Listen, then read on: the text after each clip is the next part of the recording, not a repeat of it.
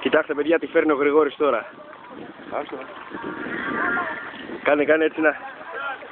Με την απόχη εδώ περιμένουμε. Ωραία Γρηγόρη.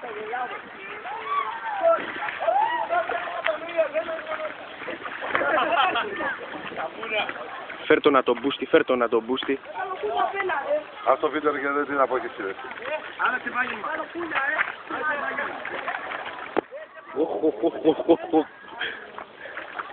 Έλα. Ας το βίντεο και δεν την απόκειψη. Σου ήτρε, ωραία, θα τα φτιάξουμε, όλα θα γίνουν. Πού σε πήγε εδώ ρε, νάτος. Έλα, πρόσεξε. Έλα. Πρόσεξε που σου φύγει. Πρόσεξε που κάνει. Πού σου φύγει ρε γάμο, δεν το έχεις πιάσει από εκεί. Ναι. Πού το μεγάλο. Έλα ρε θα με μας φέρει.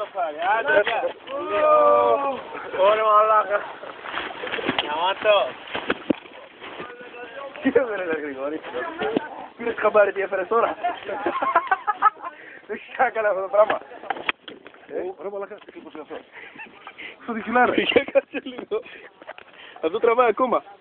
Βγάλε το ένα λίγο έξω. Κάτσε. Πόσο είναι αυτό ρε Γρηγόρη. Ρε Γρηγόρη, ξέρεις τι έκανες τώρα. Άστι βέβαια. Έλα. Δεν σου πάτε, αφού μετά έπαιγε, δεν μπορούσα να το φέρω.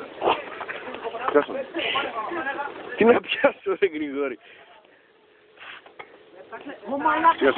Σιγά, την πρωτονιά. Δεν αγχώνεσαι. Έλα. Λιτρίνη.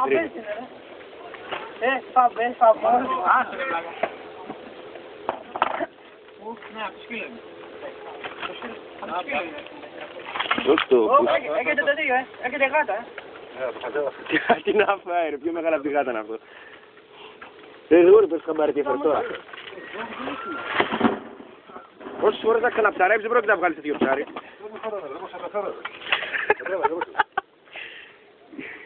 Έτσι το μπούστι. Βγάλει τον έξοδο να τον πάρουμε λίγο με το βίντεο.